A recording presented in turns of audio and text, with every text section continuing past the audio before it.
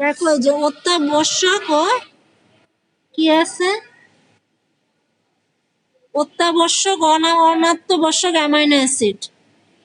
Amino acid কাকে বলে? যেসব অ্যামাইনো অ্যাসিড সংশ্লেষিত হতে পারে না কিন্তু দেহে সঠিক বৃদ্ধি ও শারীরবৃত্তীয় কাজের জন্য অত্যাবশ্যক, তাদেরকে অত্যাবশ্যকীয় অ্যামাইনো অ্যাসিড বলে। এখানে এই যে নামগুলা দিয়ে দিছে তাই না, আর্জেনিন, হিস্টিডিন, মেথিওনিন, থ্রিওনিন, ভ্যালিন, আইসোলকুইন। তারপরে এটা কি আসছে? ফিনাইলালিন তাই না, ট্রিপ্টোফ্যান, লিউসিন, লাইসিন। এই অত্যাবশ্যকীয় হচ্ছে 10টা। নিম্নে ধরনের খাদ্যের মাধ্যমে এগুলো মানবদেহে গৃহীত হচ্ছে। তাহলে এখানে দেখো এই যে ভ্যালিন, লিউসিন, লাইসিন, মিথিওলিন, তোমরা বাংলাও শিখতে পারো। আর্জেনিন, ফিনাইলঅ্যালানিন, আইসোলিউসিন, থিওনিন, ট্রিপ্টোফ্যান, হিস্টিডিন। 10টা হচ্ছে অত্যাবশ্যকীয়। হ্যাঁ, 10টা হচ্ছে কি তোমার অত্যাবশ্যকীয়। অনাত্যাবশ্যকীয় গুলো দরকার নাই, তেমন একটা দরকার নাই। এগুলা খালি সংজ্ঞাগুলা পড়লেই হবে যে যেসব অ্যামাইনো অ্যাসিড মানবদেহে সংশ্লেষিত হতে পারে, মানে মানবদেহে ভাঙে, হ্যাঁ, এবং বাইরে থেকে সরবরাহের প্রয়োজন হয় না, মানে শরীরের ভেতরেই এই অ্যামাইনো অ্যাসিড গুলা পাওয়া যায়। কিভাবে? খাদ্যের মাধ্যমে ভিতরে থাকে। যে অনাত্মবশ্যকীয় অ্যামাইনো অ্যাসিড 12টি। হ্যাঁ, শিশুদের জন্য আবার আর্জেনিন, হিস্টিডিন আবশ্যক। আর যারা সংশ্লেষ হতে পারে না তারা হচ্ছে কি, এই যে সংশ্লেষ হতে পারে না তারা হচ্ছে তোমার অত্যাবশ্যকীয়। নামগুলা পড়তে হবে। তাহলে এখান থেকে কি পড়তে হবে? এখান থেকে তোমার নামগুলা পড়তে হবে। এই যে অত্যাবশ্যকীয় নাম পড়তে হবে, সংজ্ঞা পড়তে হবে। এই যে সংজ্ঞাটা এটা হচ্ছে 138 পেজ। আর 138 পেজ। এখানে দেখো সংজ্ঞা পড়বা, এই যে 10টার নাম, আর হচ্ছে এটার সংজ্ঞা। এটা হচ্ছে অনাত্মবশ্যক অ্যামাইনো অ্যাসিড 12টি। আর লাগবে না এখান থেকে। অ্যামাইনো অ্যাসিডের কাজ অনেকগুলো কাজ। দেখো, সংশ্লেষমূলক কাজ করে। কি করে? সংশ্লেষমূলক কাজ করে কোষীয় প্রোটোপ্লাজম, হ্যাঁ, তারপর হচ্ছে বিভিন্ন টিস্যুর প্রোটিন সংশ্লেষ করে। এই যে ত্বক, নখ, চুল, কেরাটিন ইত্যাদি অ্যামাইনো অ্যাসিড থেকে পাওয়া যায়। দেহের বৃদ্ধি, এটা তো আমরা সবাই জানি। দেহের বৃদ্ধি, ক্ষয়পূরণ, এনজাইম সংশ্লেষ, হ্যাঁ, মেমব্রেন, এরা ছিদ্র তৈরি করে পরিবহনের বাহক হিসেবে কাজ করে। প্লাজমা প্রোটিন অ্যান্টিবডি সংশ্লেষ করে। অ্যান্টিবডিটা কি? তোমার রোগ প্রতিরোধে গুরুত্বপূর্ণ ভূমিকা পালন করে। হরমোন সংশ্লেষ, গ্লোবিন সংশ্লেষ, দুগ্ধ প্রোটিন সংশ্লেষ, ভাঙে। মেলানিন সংশ্লেষ, এই যে ত্বক, চুলের রং, এগুলা। অর্নিথিন চক্র, এটা তোমাদের জন্য ইম্পর্টেন্ট। এটা একটু দেখো, এটার সংজ্ঞা আসে যে এটা গ বিভাগের প্রশ্ন আসতে পারে, যে অর্নিথিন চক্র কি, হ্যাঁ, বা অর্নিথিন চক্রের মাধ্যমে কি উৎপাদন হয়? ইউরিয়া উৎপাদন হয়। এই যে অর্নিথিন চক্র, সেটা তার মানে কি? এই যে আমিষ থেকে যে তোমার বর্জ্য পদার্থটা কি হবে? ইউরিয়া, তাই না? অ্যামাইনো অ্যাসিড শরীরে তো কাজে লাগে, তারপরে যেটা উচ্ছিষ্ট সেটা তো ইউরিয়া উৎপাদন হয়, যেটা শরীরের জন্য ক্ষতিকারক, সেটা পরবর্তীতে বের হয়ে যায়। এখানে কি বলছে? প্রাণী দেহে অতিরিক্ত অ্যামাইনো অ্যাসিডকে সঞ্চয় রাখতে পারে না, শরীরের জন্য যতটুকু প্রয়োজন ততটুকু সঞ্চয় করে, বাকিটা কি করে? ইউরিয়া উৎপাদন করে ওই অর্নিথিন চক্রের মাধ্যমে, আর সেটা দেহ থেকে নিষ্কাশিত হয়ে যায়। যেটা পড়তে হবে, হ্যাঁ, এখানে দেখো, প্রাণী দেহে অতিরিক্ত অ্যামাইনো অ্যাসিড সঞ্চয় করে রাখতে, এটা কিন্তু ডবল স্টার, এটা ইম্পর্টেন্ট। হ্যাঁ, এখানে কি আছে, অতিরিক্ত অ্যামাইনো অ্যাসিড ডিঅ্যামিনেশন মানে ভেঙে যায়। প্রক্রিয়া অ্যামাইনো অ্যাসিড থেকে অ্যামিনো গ্রুপ পৃথক হয়। অ্যামিনো গ্রুপ কি তোমার NH2, এই অ্যামিনো গ্রুপটা পৃথক হয়ে যায় এবং সেটা কি করতেছে পরবর্তীতে প্রচুর পরিমাণে অ্যামোনিয়া উৎপন্ন হয় এই যে, এবং NH3 হয়। তাহলে আমি কি বলবো, অতিরিক্ত যে অ্যামাইনো অ্যাসিড সেটা কি হচ্ছে, অতিরিক্ত অ্যামাইনো অ্যাসিড শরীর সঞ্চয় রাখতে পারে না, তখন ডিএমিনেশন প্রক্রিয়ায় ভাঙন হয়, NH2 পৃথক হয়ে যায় এবং পরবর্তীতে কি হয়, NH2 পৃথক হয়ে যায় এবং পরবর্তীতে কি হয়, পরবর্তীতে যে অ্যামোনিয়া আরো প্রচুর অ্যামোনিয়া উৎপন্ন করে, ফলে NH3 হয়ে যায়। NH3, NH2 হচ্ছে অ্যামিনো গ্রুপ আর NH3 হচ্ছে অ্যামোনিয়া। কিছু পরিমাণ অ্যামোনিয়া সৃষ্টি হয় যা যকৃত পোর্টাল শিরার মাধ্যমে যকৃত আসে। NH3 খুব বিষাক্ত, অ্যামোনিয়া হচ্ছে কি খুব বিষাক্ত। হ্যাঁ, অ্যামোনিয়া যেহেতু বিষাক্ত সেহেতু কি হচ্ছে, এটা দেহ থেকে বের করে দিতে হবে। কিসের মাধ্যমে, এই ইউরিয়াটা উৎপাদন হবে তখন। হ্যাঁ, এবং রক্তে বিষক্রিয়ার সৃষ্টি হয়। বিপাকের প্রক্রিয়ায় উৎপন্ন কার্বন ডাইঅক্সাইড অ্যামাইনো অ্যাসিডের সাথে বিক্রিয়া করে ইউরিয়া উৎপাদনের মাধ্যমে দেহকে বিষমুক্ত করে। যকৃত বিশেষ কতগুলো এনজাইম অ্যামোনিয়াকে একটি চক্রের মাধ্যমে ইউরিয়ায় পরিণত করে, তাকে ইউরিয়া চক্র বা অর্নিথিন চক্র বলে। এখান থেকে সংজ্ঞাটা পড়বা, ঠিক আছে? সংজ্ঞা, অর্নিথিন চক্র কাকে বলে, ঠিক আছে? তার মানে যে অতিরিক্ত অ্যামাইনো অ্যাসিড যা বডি সঞ্চয় করতে পারে না, সেখান থেকে ডিঅ্যামিনেশন প্রক্রিয়ায় কি হচ্ছে, অ্যামাইনো অ্যাসিড থেকে NH2 পৃথক হয়। পরবর্তীতে আরো অ্যামোনিয়া উৎপন্ন হওয়ার ফলে আরো হাইড্রোজেন যুক্ত হয়ে NH2 থেকে NH3 হয়, যেটা খুব বিষাক্ত। এবং এটা কি করে, যকৃতের এটা পোর্টাল শিরার মাধ্যমে চলে আসতে পারে এবং বিষক্রিয়া সৃষ্টি হতে পারে। সেজন্য কি হয়, যকৃতে বিশেষ কতগুলো এনজাইম অ্যামোনিয়াকে চক্রের মাধ্যমে, এই যে এই এনজাইম গুলাকে চক্রের মাধ্যমে কি করতেছে, ইউরিয়ায় পরিণত করে, যাকে অর্নিথিন চক্র বলে। তাহলে অর্নিথিন চক্র কোথায় হচ্ছে, যকৃতে হচ্ছে, বুঝছো? অর্নিথিন চক্রটা কই হয়, যকৃতে হয়। বুঝতে পারছো? এই সহজ একবার, এটা কিন্তু অনেক ইম্পর্টেন্ট। অর্নিথিন চক্র সংজ্ঞা দিবা, তারপর এখানে কি আছে দেখো। অর্নিথিন চক্রের শুরুতে এটা 5টা ধাপ আছে, 5টা ধাপ। অর্নিথিন চক্রের শুরুতে কার্বাময়েল সিনথেটেজ, এই যে কার্বাময়েল, এই যে কার্বাময়েল সিনথেটেজ, এটা হচ্ছে শুরুতে। কার্যকারিতায় কার্বন ডাইঅক্সাইড NH3 বিক্রিয়ায় কার্বাময়েল ফসফেট হয়। তাহলে কার্বন ডাইঅক্সাইড আর হচ্ছে কি NH3, এই দুইটা পরবর্তীতে কি হয়, কোন এনজাইম, কার্বাময়েল ফসফেট সিনথেটেজ এনজাইমের মাধ্যমে কার্বাময়েল ফসফেট হয়। হ্যাঁ, এবং 2 ATP ব্যবহার হয়। এই দেখো, এই যে 2 ATP, দুইটা এটিপি থেকে আবার 2 ADP হয়। অ্যাডিনোসিন ট্রাইফসফেট, এটিপি মানে কি, অ্যাডিনোসিন ট্রাইফসফেট। হ্যাঁ, তারপরে এখানে কার্বাময়েল ফসফেট। তাইলে কি প্রথমটা আমার গেল কি, দেখো প্রথমে আমি এই যে যদি এই চিত্র অনুযায়ী কার্বন ডাইঅক্সাইড NH3 মিলে কার্বাময়েল ফসফেট এনজাইম, এনজাইমের নাম, এটা করার কিছু না, এটা পড়তে হবে। এনজাইমের উপস্থিতিতে কার্বাময়েল ফসফেট উৎপন্ন হয় এবং এক্ষেত্রে 2 অণু এটিপি উৎপন্ন হয়। তারপরে কি বলছে, কার্বাময়েল ফসফেট অর্নিথিন ট্রান্সকার্বামাইলেজের প্রভাবে অর্নিথিনের সাথে বিক্রিয়া করে সাইট্রুলিন,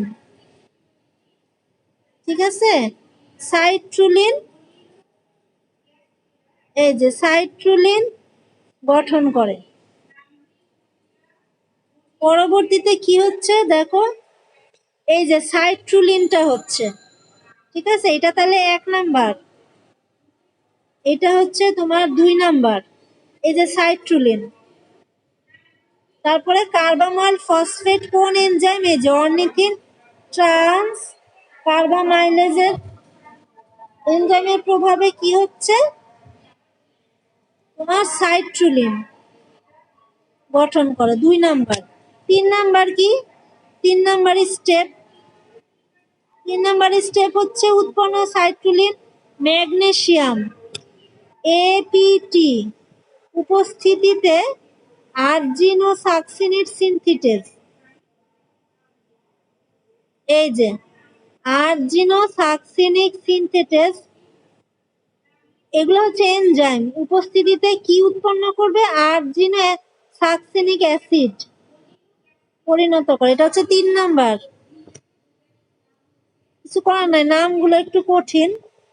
তারপর আসতেছে কি, এই আর্জিন ও সাকসিনিক অ্যাসিড আবার কোন এনজাইমের প্রভাবে, আর্জিন ও সাকসিনেট লাইজের প্রভাবে ফিউমারিক অ্যাসিড হয়। হ্যাঁ, ফিউমারিক অ্যাসিডে পরিণত হচ্ছে। এটা হচ্ছে কত, 4 নাম্বার। তাহলে 1 2, এটা হচ্ছে 3, এটা হচ্ছে 4।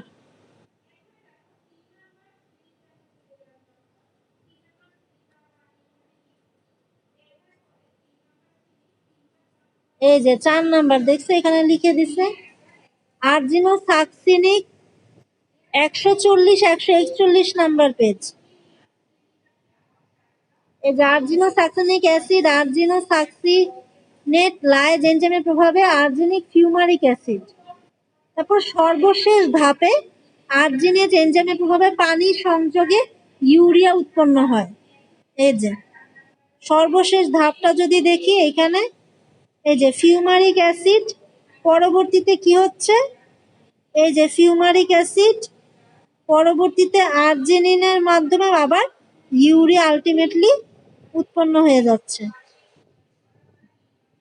এই চিত্রটাও দিতে পারো, যেই চিত্র সহজ লাগে সেইটা দিবা। এটা মনে হয় তোমাদের বইতে নাই, ঠিক আছে।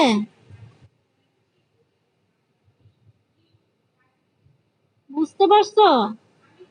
এই চিত্রটাও দিতে পারো, একই সেম বিক্রিয়া। এই দেখো, এটা হচ্ছে গোল করে আঁকছে। হ্যাঁ, এটা কি করছে, গোল করে রাউন্ড করে আঁকছে। এখান থেকে স্টার্ট হয়েছে, এই যে কার্বাময়েজ, এখান থেকে স্টার্ট হয়েছে 1 নাম্বার, এটা 2 নাম্বার, এটা 3 নাম্বার, এটা 4 নাম্বার, আর এটা হচ্ছে তোমার 5 নাম্বার ধাপ। এটাও দিতে পারো, আবার এটাও দিতে পারো, একই, এটা 4 কোণা আকারে দেখাইছে আর কি। যেটা সহজ লাগে সেইটা দিবা। এই দেখো, এটা যদি আমি বর্ণনা করি, দেখো, এই বুঝতেছো, হ্যালো, জুই জাফরিন, বুঝতেছো, দেখো সব চলে গেছে না, আলামিন চলে গেছে, এই হইল অবস্থা। বলো, পড়তে হবে না। এই যে অর্নিথিন চক্রটা কি, আমি যদি এইটা ফলো করি তাহলে কি হবে, অর্নিথিন চক্র, কার্বন ডাইঅক্সাইড আর অ্যামোনিয়া, এইটা কার্বামিল সিনথেটিসের উপস্থিতিতে এইটা উৎপন্ন হয়, এটিপি উৎপন্ন হচ্ছে। পরবর্তীতে অর্নিথিন ট্রান্স কার্বামাইলেজের প্রভাবে সাইট্রুলিন হয় 2 নাম্বার। তারপরে সিনথেটেজের মাধ্যমে অ্যামোনিয়া উৎপন্নের মাধ্যমে আর্জিনিন হয়। আর্জিনিন পরবর্তীতে আর্জিনেজ এনজাইমের প্রভাবে পানি উৎপন্ন হয় এবং অর্নিথিন প্রক্রিয়ায় ইউরিয়া, শেষমেশ কি উৎপন্ন হচ্ছে, ইউরিয়া।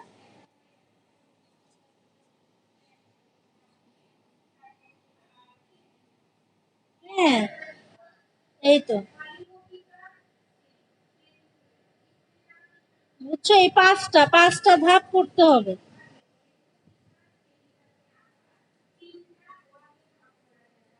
এটা হচ্ছে কি করতে হবে, এই 5টা ধাপ করে ফেলতে হবে।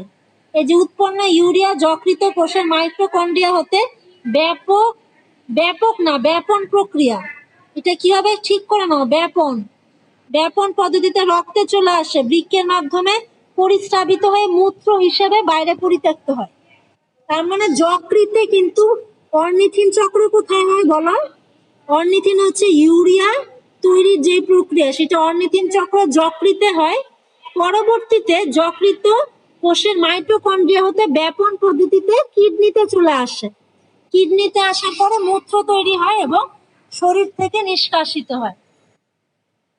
এই যে, হ্যাঁ, এগুলো আর লাগবে না, এক্সোনেস প্রোটিন এগুলো দরকার নেই। আচ্ছা, এখানে দেখো, এখানে 143 নাম্বার পেজ, এখান থেকে কি পড়বো? শর্করা বিপাকে হরমোনের ভূমিকা। এখানে একটু আমরা দেখলাম কি কি আছে। ঠিক আছে, শর্করাকে চর্বিতে রূপান্তরে সাহায্য করে কিটোন বডি, ওই যে কিটোজেনেসিস, ওটা কিন্তু ইম্পর্টেন্ট। কিটোজেনেসিস গত ক্লাসে যে পড়াইছিলাম, কিটোসিস, এগুলা হেক্সোকাইনেস, তাই না, এগুলা ইম্পর্টেন্ট। তারপরে হচ্ছে কি, শর্করা বিপাকে এত কিছু লাগবে না, খালি পয়েন্ট গুলা পড়বে এখান থেকে। পয়েন্ট গুলা দেখবা, শর্করা বিপাকে এপিনেফ্রিক হরমোনের বিভিন্ন হরমোন আছে, epinephrine hormone, thyroxine hormone, glucagon hormone. ঠিক আছে, গ্লুকাগন হরমোন কি পেশির মধ্যে গ্লাইকোজেন ভেঙে ল্যাকটিক অ্যাসিড উৎপন্ন করে। আচ্ছা, তারপরে কি আছে তোমার চর্বি বিপাকে এন্ডোক্রাইন গ্রন্থির ভূমিকা, অগ্রপিটুইটারি গ্রন্থি। এগুলা খুব একটা লাগবে না। হ্যাঁ, ও এইটা লাগবে, এই দুইটা লাগবে, চর্বি বিপাকের গুলা লাগবে। হ্যাঁ, তার মানে এখান থেকে আমরা কি কি পড়বো? এখান থেকে আমরা পড়বো হচ্ছে, দাগায় নাও, চর্বি বিপাকে এন্ডোক্রাইন গ্রন্থির ভূমিকা। এন্ডোক্রাইন গ্ল্যান্ড কোনগুলা? অগ্রপিটুইটারি। হ্যাঁ, অগ্রপিটুইটারি। তারপরে হচ্ছে ইনসুলিন। হ্যাঁ, ইনসুলিন। ইনসুলিন কি করবে? ডায়াবেটিস আক্রান্ত রোগীর দেহ থেকে কিটোসিস দূরীভূত হয়। কিটোসিস, হ্যাঁ, রক্তে লিপিড কোলেস্টেরল মাত্রা কমাতে ইনসুলিনের ভূমিকা। অ্যাড্রিনাল কর্টেক্স, এগুলো হচ্ছে এন্ডোক্রাইন গ্ল্যান্ড। থাইরয়েড, অ্যাড্রিনালিন, এপিনেফ্রিক, এগুলো পড়তে হবে। এটা তাহলে কি গেল? এটা তাহলে আমাদের কি যাচ্ছে যে চর্বি বিপাকে, প্রশ্নটা কি? প্রশ্নটা হচ্ছে তোমার চর্বি বিপাকে এন্ডোক্রাইন গ্রন্থির ভূমিকা, অগ্রপিটুইটারি, তারপরে হচ্ছে ইনসুলিন,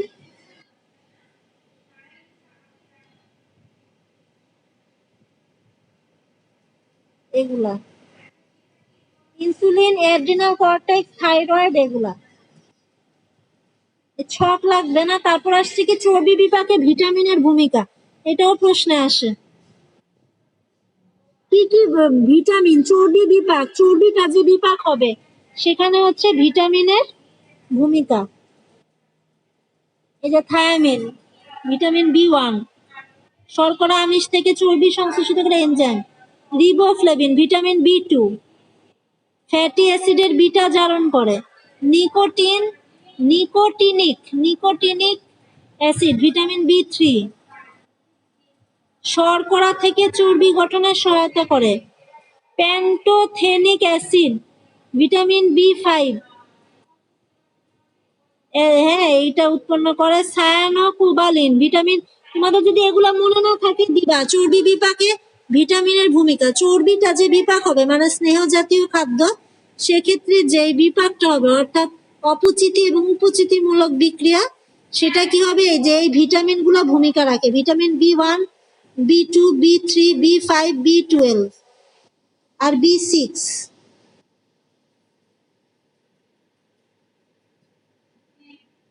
বুঝছো? হয়ে গেল।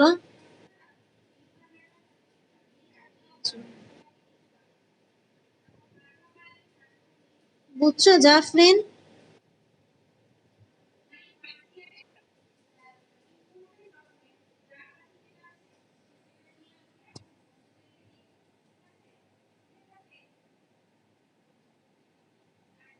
এনজাইম কি আছে এখানে? এনজাইম অতটা লাগবে না, এনজাইমের সংজ্ঞা তো জানোই তোমরা।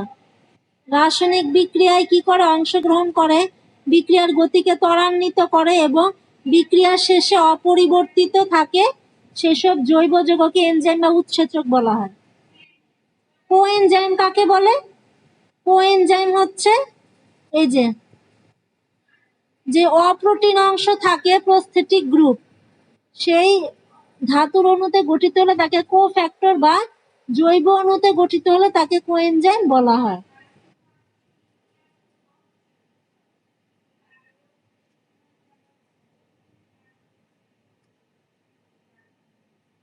এনজাইম হরমোনের পার্থক্য এর আগের ক্লাসে আমরা দেখছি, তাই না? এনজাইম হরমোনের পার্থক্য এগুলো কিন্তু আসে। এনজাইম হরমোনের পার্থক্য ইম্পর্টেন্ট। এনজাইম কোএনজাইমের মধ্যে পার্থক্য এগুলো একটু দেখে নিবা।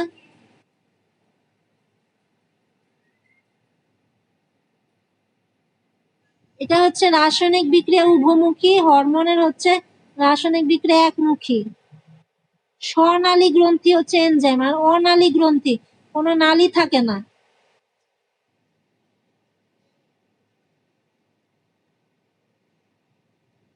ভিটামিন এগুলো তো সবই পড়া আছে। চর্বিতে দ্রবণীয় ভিটামিন কি? এ ডি ই কে। পানিতে দ্রবণীয় ভিটামিন হচ্ছে এগুলা, ভিটামিন বি কমপ্লেক্স আর ভিটামিন সি।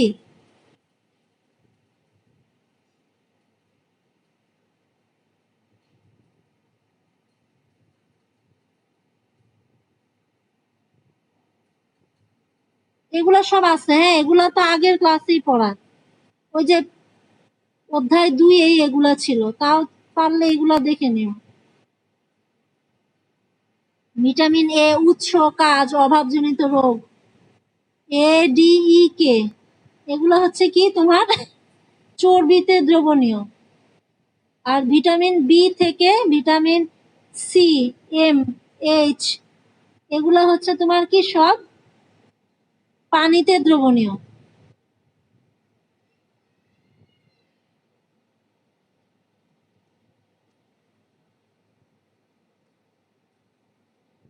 আর কি আছে? এই যে শেষ তো অধ্যায় শেষ, দেখো এখানে প্রশ্ন আছে, প্রশ্ন ক বিভাগের প্রশ্নগুলা কি কি প্রশ্ন আছে?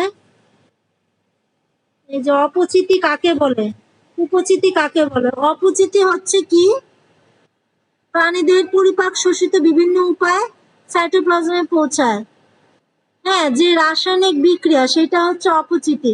উপচিতি হচ্ছে কি? সংশ্লেষমূলক সকল বিক্রিয়া। এইটা পড়বে, এই যে 4 নাম্বার কোশ্চেনটা ইম্পর্টেন্ট। গ্লুকোজ জারণের সামগ্রিক প্রক্রিয়া কয়টা? গ্লাইকোলাইসিস, অক্সিডেটিভ ডিকার্বক্সিলেশন, ক্রেবস চক্র, শোষণ শৃঙ্খল। তার মধ্যে যে গ্লাইকোলাইসিস আমরা পড়ছি, তাই না? ক্রেবস চক্র কাকে বলে?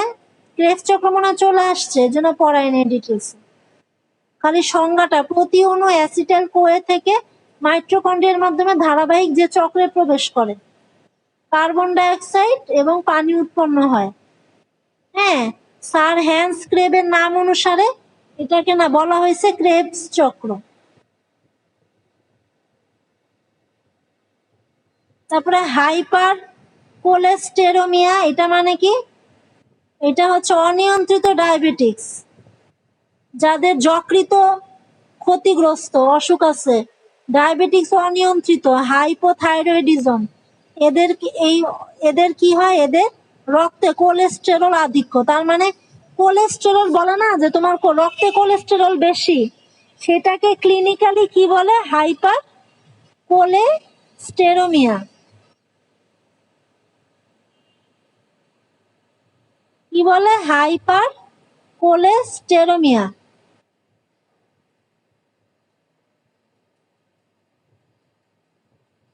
মানবদেহে ক্রেবস চক্র কোথায় হয়? মাইটোকন্ড্রিয়ায়। আর অর্নিথিন চক্র কই হয়? অর্নিথিন চক্র হয় যকৃতে। এক অণু এটিপি জারণের ফলে 38 অণু এটিপি উৎপন্ন হয়। বুঝছো?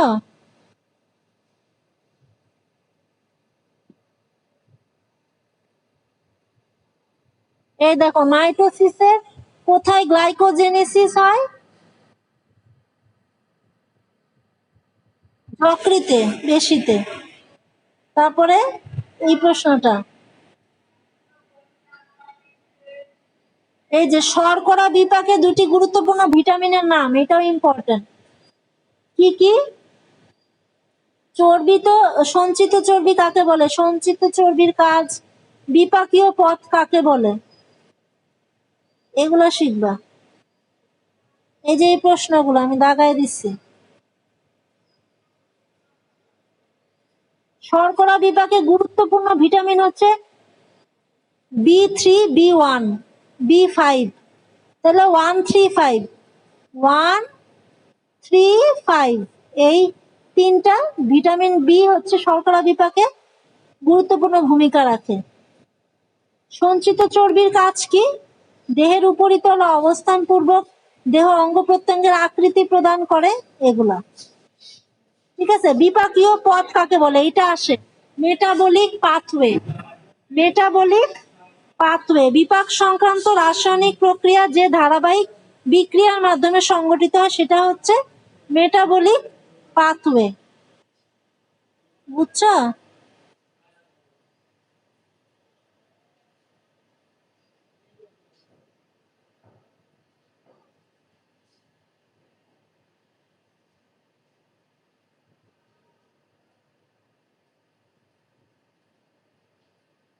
তারপরে এখানে দেখো কি আছে, এখানে কি আছে, এত লাগবে না। এখানে এইটা দেখে আমরা, এই যে এটা আরএনএ প্রোটিন অণু, এই যে আরএনএ হতে প্রোটিন সৃষ্টির প্রক্রিয়াকে ট্রান্সলেশন বলে। তারপরে কিটোজেনেসিস, কিটোসিস কাকে বলে? এটা ভেরি ভেরি ইম্পর্টেন্ট।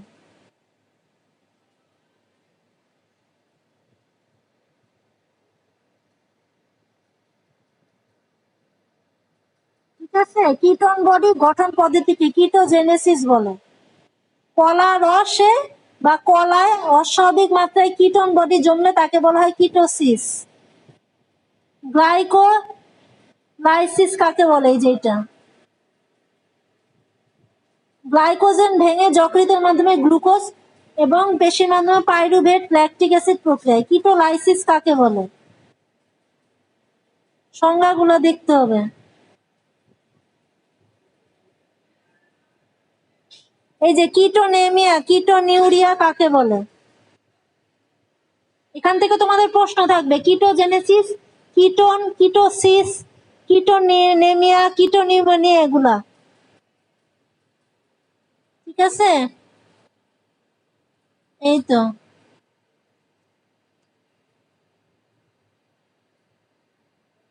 আর কি আছে দেখো, চর্বি বিপাকে, এই যে এটাও ইম্পর্টেন্ট।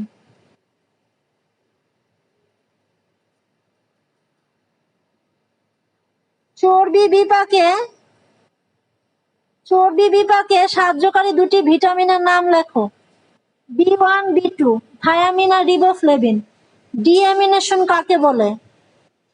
ডিঅ্যামিনেশন হচ্ছে অ্যামাইনো অ্যাসিডের অ্যামিনেট সরল, মানে ভেঙে ফেলতেছে। হ্যাঁ, অ্যামাইনো অ্যাসিড থেকে NH2 পৃথক হয়ে যাচ্ছে, তাকে বলা হচ্ছে ডিঅ্যামিনেশন। ইউরিয়া সংশ্লেষের একমাত্র স্থান যকৃত। এই প্রক্রিয়াটাকে কি বলে? Ornithine cycle. যে আজকে আমরা যেটা পড়লাম। আর এই যে কয়েকটি অত্যাবশ্যক অ্যামাইনো অ্যাসিডের নাম লেখো। ঠিক আছে। ডিএনএ হতে এমআরএনএ সৃষ্টির প্রক্রিয়া হচ্ছে ট্রান্সক্রিপশন। তারপর অনত্যাবশ্যকীয় অ্যামাইনো অ্যাসিড কাকে বলে?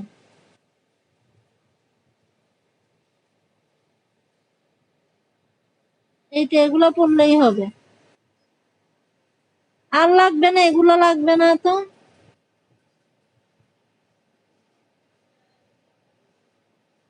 খ বিভাগের প্রশ্ন দেখো, খ বিভাগের প্রশ্ন, খ বিভাগের প্রশ্নে কি কি পড়তে হবে? বিপাক কি? বিপাক ক্রিয়া বলতে কি বুঝো? বিপাকীয় পথ পরিক্রমা। ঠিক আছে, শর্করার বিভিন্ন পদ্ধতি, এই যে গ্লাইকোলাইসিস, ক্রেবস চক্র লাগবে না, ঠিক আছে। তারপরে হচ্ছে তোমার কি আছে, এই যে যকৃত পেশির মধ্যে গ্লাইকোজেনের মধ্যে পার্থক্য,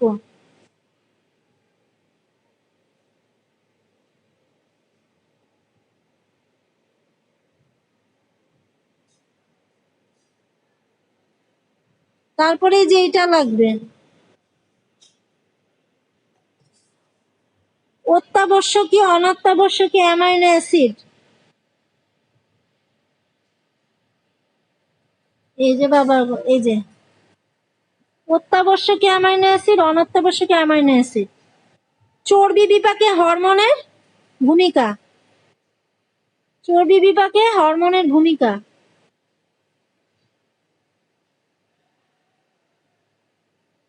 গ বিভাগ দেখো, গ বিভাগ তো বলছি, এই যে গ্লাইকোলাইসিস প্রক্রিয়া, ভেরি ভেরি ইম্পর্টেন্ট, এই যে গ্লাইকোলাইসিস দেখছো, গ্লাইকোলাইসিস বর্ণনা করো, এক অণু থেকে কিভাবে 38 অণু এটিপি হয়, কত অণু হয়, 2-3 একই টাইপের প্রশ্ন। তারপর এখানে দেখো আছে কি, অ্যামাইনো অ্যাসিডের কাজ, এই দেখো, এই যে অর্নিথিন সাইকেল ইম্পর্টেন্ট, অ্যামাইনো অ্যাসিডের কাজ ইম্পর্টেন্ট, শর্করা এই যে বিপাকে হরমোনের ভূমিকা, ঠিক আছে, ভিটামিনের প্রকারভেদ। তার মানে এখান থেকে মূলত তোমার গ্লাইকোলাইসিস আর অর্নিথিন সাইকেল এগুলাই ইম্পর্টেন্ট, বুঝছো।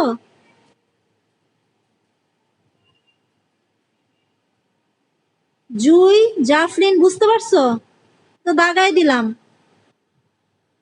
বড় প্রশ্নের মধ্যে হচ্ছে অর্নিথিন সাইকেল আর হচ্ছে গ্লাইকোলাইসিস, এই যে 6 নাম্বারটা, আর হচ্ছে তোমার কত নাম্বার, এই যে 2 অথবা 3, এই দুইটা থেকে যে কোনো একটা ইনশাল্লাহ কমন পাবা, ঠিক আছে।